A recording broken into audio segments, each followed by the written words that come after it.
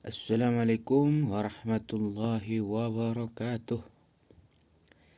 Welcome back to my channel. Pembahasan kali ini kita akan membahas tentang tentara hati. Bagi teman-teman yang belum subscribe dan like, silahkan terlebih dahulu subscribe dan like, bantu support channel kita ini. Dan tanpa berlama-lama, saya akan membacakan definisi dan pengetahuan tentang tentara hati. Pasukan tentara hati. Allah Subhanahu wa Ta'ala berfirman, "Tak ada yang mengetahui tentara Tuhanmu melainkan Dia atau Allah sendiri." Quran Surah Al-Muddatsir. Berdasarkan ayat di atas, dapatlah diketahui bahwa Allah Subhanahu wa Ta'ala mempunyai dalam hati dan ruh makhluknya serta alam-alamnya yang lain tentara yang terhimpun. Tak siapapun selain Allah sendiri mengetahui hakikatnya maupun rincian jumlahnya.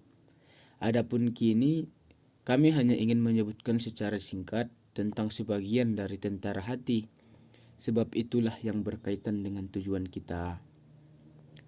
Hati atau kalbu mempunyai dua macam tentara.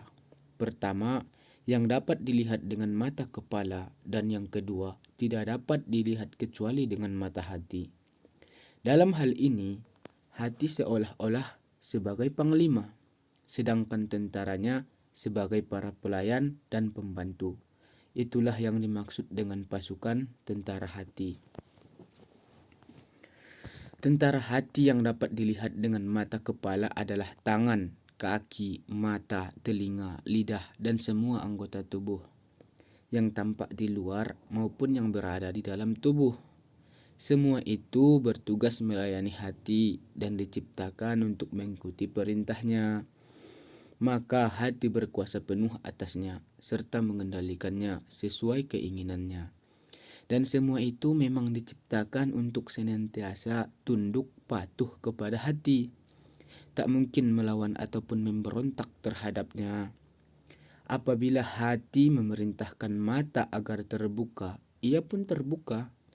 Dan apabila hati memerintahkan hati agar bergerak, maka ia pun bergerak. Dan apabila hati memerintahkan lidah untuk berbicara seraya menegaskan perintahnya itu, maka lidah pun akan berbicara. Demikian pula anggota tubuh yang lain. Maka pada suatu sisi, ketundukan semua anggota tubuh dan indera kepada hati mirip dengan ketundukan para malaikat kepada Allah Subhanahu wa Ta'ala. Sebab semua malaikat pun memang diciptakan untuk patuh dan tunduk. Takkan mungkin mereka bersikap berlawanan dengan Allah Subhanahu wa Ta'ala. Dan takkan mungkin mereka membangkang terhadap apa saja yang diperintahkan oleh Allah Subhanahu wa Ta'ala. Tugas mereka satu-satunya hanyalah melaksanakan apa saja perintah Allah kepada mereka. Hanya saja ada perbedaan antara sifat ketaatan malaikat dan ketaatan anggota tubuh. Para malaikat itu sendiri sadar sepenuhnya akan ketundukan dan ketaatannya. Sementara bulu mata misalnya mematuhi hati dalam hal terbuka atau tertutupnya secara otomatis, tanpa menyadari keberadaannya sendiri ataupun kepatuhannya kepada hati. Adapun kebutuhan hati kepada tentaranya ini sama seperti kebutuhannya kepada kendaraan dan bekal untuk perjalanannya, yang memang untuk itu ia diciptakan, yakni perjalanan menuju Allah Subhanahu wa Ta'ala, melewati bermacam-macam terminal untuk berjumpa dengannya. Untuk itulah hati atau kalbu diciptakan. Dan tiadalah aku menciptakan jin dan manusia melainkan agar mereka mengabdi kepadaku. Quran Surah Az-Zairat. Adapun kendaraan hati adalah tubuhnya dan bekalnya adalah ilmu. Sedangkan sarana yang dapat menyampaikan kepada bekalnya itu serta pemanfaatannya adalah amal solehnya semata-mata. Dalam kenyataannya, seorang hamba takkan mungkin sampai kepada Allah Subhanahu wa Ta'ala sebelum tubuhnya diam atau mati, tak bergerak lagi, dan sebelum ia melewati kehidupan dunia ini. Ini mengingat bahwa ia harus terlebih dahulu melewati tempat perhentiannya yang terdekat sebelum sampai ke perhentiannya yang terjauh, yakni akhirat. Sebab dunia ini adalah ladang akhirat, dan ia juga adalah sebuah terminal atau tempat perhatian hidayah. Dinamakan dunia dari kata bahasa Arab dunya yang berarti terdekat, yakni terminal yang terdekat di antara dua terminal. Maka hati terpaksa mengambil bekal dari alam dunia ini, mengingat bahwa tubuh adalah kendaraan yang akan mengantarkannya ke alam yang lain. Untuk itu, ia perlu menjaga kesehatan tubuh dengan yang pertama, menyediakan makanan yang cocok baginya, dan dua, menjauhkan dari penyakit-penyakit yang akan menyebabkan kebinasaannya. Dengan demikian, untuk menyediakan makanan seperti itu, ia memerlukan dua jenis tentara.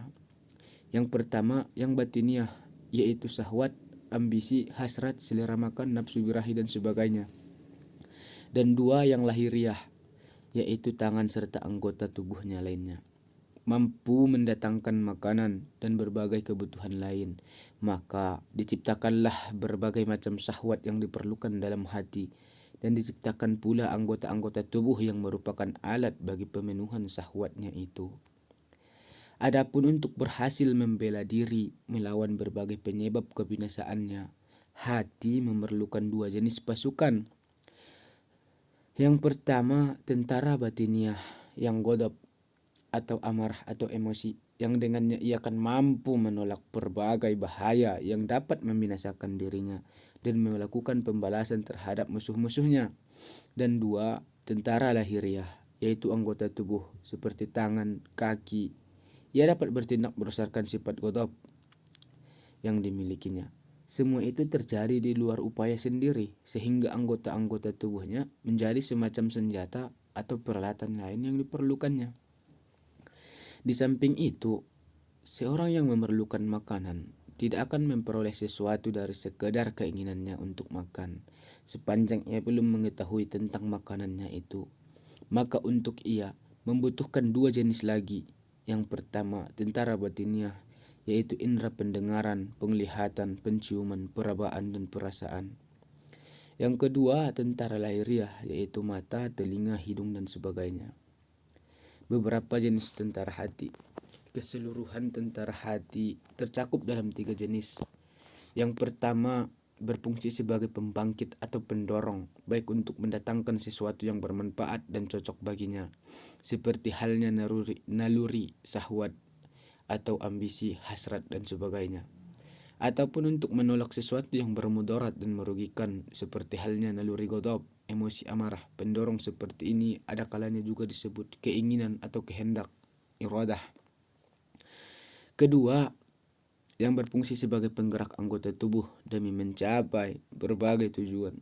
Penggerak seperti ini ada kalanya disebut kudrah atau kemampuan, tersebar di seluruh tubuh, terutama dalam otot-otot dan urat-urat.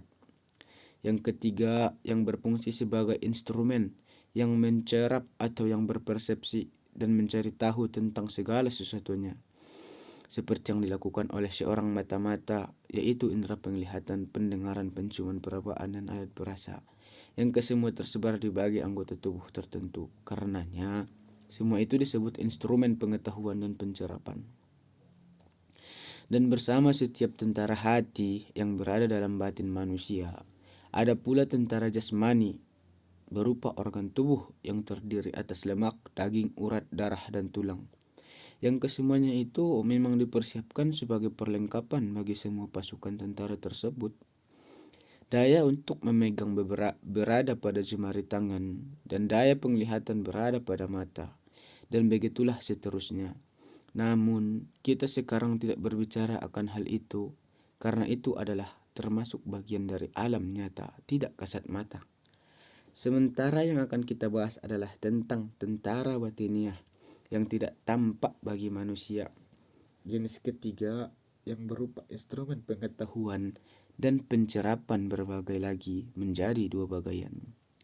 Pertama, yang diletakkan pada bagian luar tubuh seperti kelima anggota tubuh yang masing-masing untuk pendengaran, penglihatan, penciuman, perabaan, dan alat perasa. Dan kedua, yang diletakkan di bagian dalam tubuh atau yang biasa disebut rongga-rongga otak, yang semuanya juga berjumlah 5. Setiap kali seseorang melihat suatu benda, lalu ia memejamkan kedua matanya, ia akan melihat bentuk benda tersebut di dalam benaknya, yaitu yang disebut dengan khayal atau imajinasi.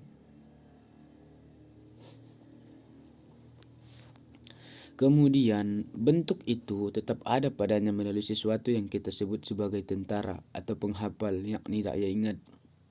Setelah itu, ia akan memikirkan tentang apa yang telah diingatnya itu dengan menghubungkan bagian yang satu dengan yang lainnya. Makna yang berkaitan dengan benda-benda yang telah dikenalnya dengan menggunakan al-his, al-musyatarak atau common sense dalam arti indera gabungan.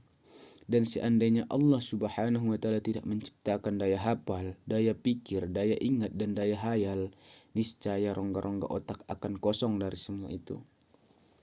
Sebagaimana halnya tangan dan kaki, jelaslah bahwa semua jenis daya tersebut adalah termasuk tentara batiniah yang berada di tempat-tempat batiniah pula.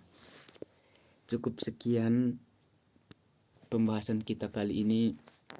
Wabillahi taufiq wal hidayah. Assalamualaikum warahmatullahi wabarakatuh.